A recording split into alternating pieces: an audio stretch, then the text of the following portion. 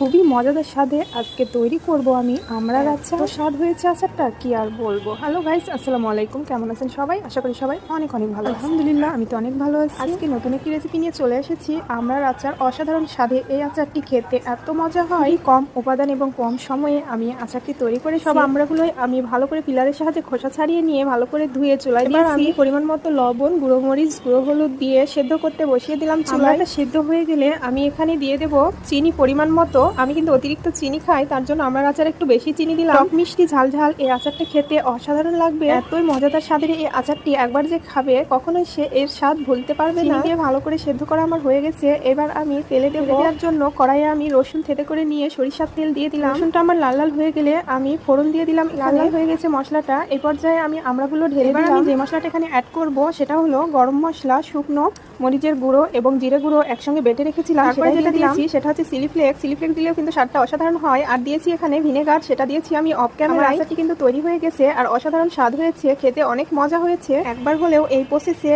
এই আচারটি আপনারা তৈরি করে খাবেন, অসাধারণ হয় খেতে। সবাই ভালো থাকবেন, সুস্থ থাকবেন, ভালোবেসে পাশে থাকবেন আমার। আল্লাহ হাফেজ।